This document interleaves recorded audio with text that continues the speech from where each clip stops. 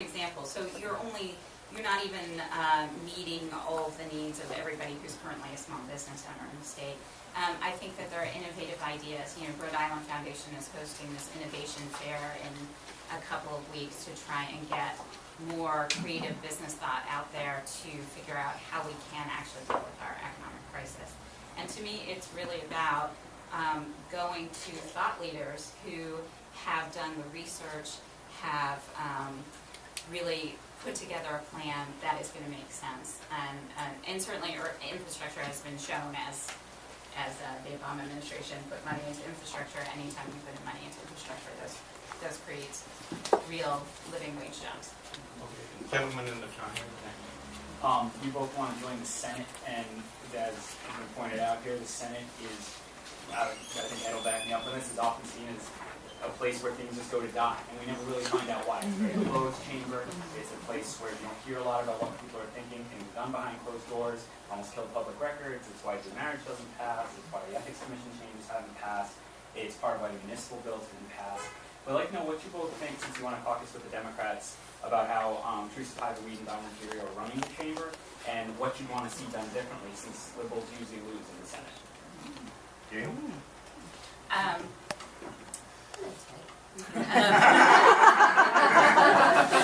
Always love when a reporter is in your district. What Ed does.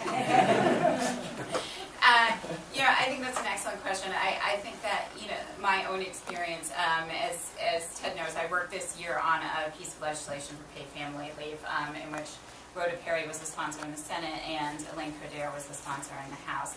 And it makes good economic sense. It creates a program in which everybody who pays into temporary disability insurance in Rhode Island, which is 78.4% of employees, would have access to a greater range of benefits that they're already paying for. They're already putting that money in.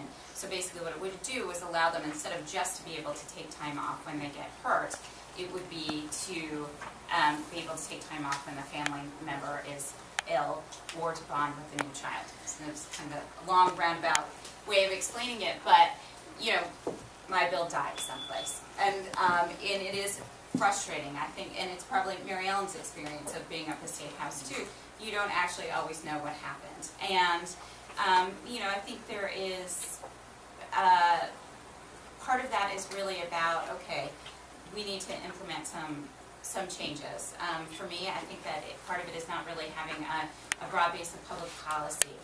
There are only a couple of people up at the State House who actually are forming that public policy, because there are only a couple of people who actually are the people who are paid to form that public policy. And then other parts of it are done by lobbyists. And so basically what I'm saying is when you have people who are relying on those outside sources to make their decisions, it's harder to know really what the decisions are that are being made and what is being traded off. I'm not exactly sure what the answer is in terms of the transparency. I would like to figure it out, and I would like to make it a more transparent system.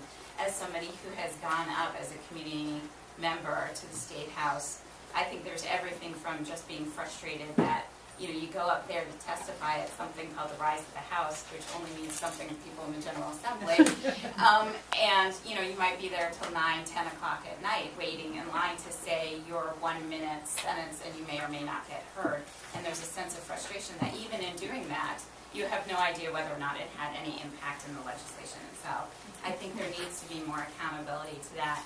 I've talked with various different people trying to get there. Sorry. Choose class. Sorry. Maryellen? Taking two. Great. So it's a great question, and I think one of the things I'm interestingly grateful for is that I'm not the endorsed candidate from the incumbent, because I'm not going up there with a Democratic Party at my back, and I'm not going up there beholden to folks in power. Instead, I'm going up there beholden to you if you elect me, and really representing you as the residents of the East Side. And if I don't go up there and represent your interests, then you should next term vote me out, because ideally, that is what representation is about. I also don't have family members that need jobs. My partner's not a lawyer and doesn't want to be a judge. Or a magistrate. Or a magistrate. And, you know, I do think this, oh, maybe she does, sorry. I didn't ask her. I always do that, I never ask first, it's bad. But seriously, I mean, we hear so many stories of the sweetheart deals and the backroom handoffs and the, I'll give you this if you give me that. And I think we have to go up there as free as we can. I know that is a little naive because none of us are fully free in that way, but I want to be free. I've taken really bold stances the past couple years, some of which has been incredibly controversial and painful to people that I love and care about in this room. And yet, I've stood by them because I think it will move the state forward and move forward education for our kids. You will always know where I stand. You may not always agree with me, but you will know, and I will be as transparent as I can about that. I'd like to wind this up by 8:45 so that there's time to clear the store so that, you know, the stuff can go home on time. So I'll ask a wrap-up question now, the wrap-up question is, I asked about state and federal power, and now I'll ask about what's the balance, what do you think is the right balance between state and local government? And of course, again, that covers, you know, education, healthcare, police, and a variety of, you know. And I guess you answered one, so you answered this. Sure. So not an easy answer to that question. I was just still on my last question, so let me just think for a minute. I mean, I think that there are some things and some statewide issues, like we're adopting this year the Common Core standards. Actually, that's a national issue. We're saying, where are we putting the bar for our kids? So you know if our kids are achieving at this level, they're comparable with Connecticut and Massachusetts and many, I think it's close to 40 other states. I think there are things, there are efficiencies that we need to create and need to look at. Back to that question about regionalization, I think we've got to figure out how to do this in a more smarter and more efficient way. What I don't think is right are unfunded mandates, where the state comes down and says, you should do A, B, C, and D. By the way, we're not going to give you any money, Providence, but good luck to that. I mean, you do all these things, and that, you know, we did it last year, I think, you know, moving the age from 16 to 18 for graduation. My partner was a truant officer for many years in Central Falls. She's like, this is the craziest law I've ever heard of, because you're not getting them, they want to leave at 14, and now you're going to handcuff them. What are you going to put them in jail for not going to school till 18? Not it's a bad thing. It's not a bad thing. Where's the funding going to come from? So if we make laws and we don't have the funding to back it up, I think that's problematic. So knowing the unfunded mandates, I think it's... Maybe didn't answer your question. No, that's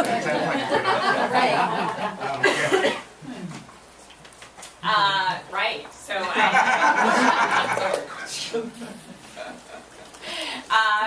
you know, I think you do have to find the balance, because one of the things that the state certainly can be better at is funding our cities and towns. And I think, to me, when I look at the totality of the state, where I think about laws in terms of things that affect our civil rights and access and equality, and they also affect our funding.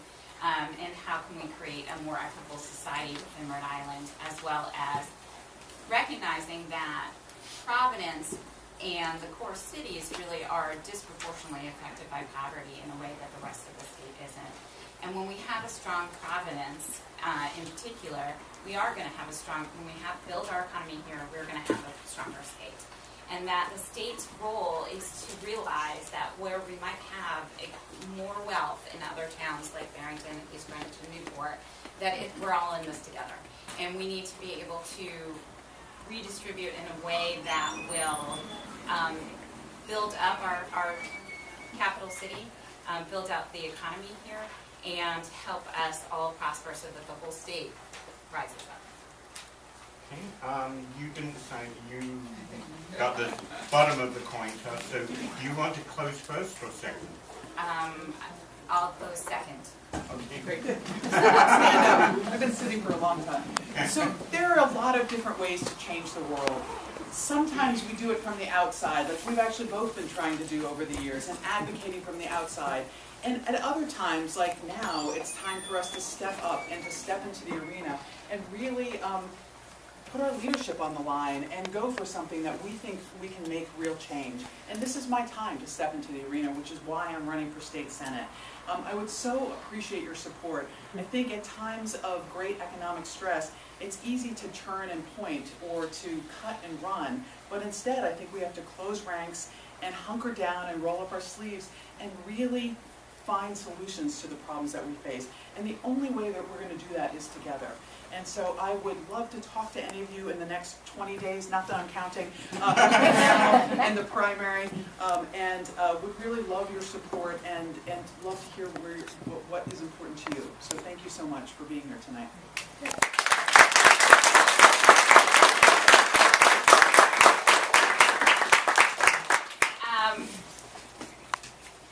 Thank you so much for coming out. This is a great amount of people, and I think it really does tell to the investment that we all have in making sure that we make a decision that we feel comfortable about who we're electing to go up to the State House.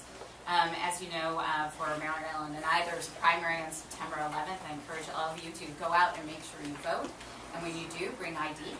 And just as a caveat, it does not have to be photo ID, and if they tell you otherwise, please make sure to tell them that that is not true. It does not need to be photo ID.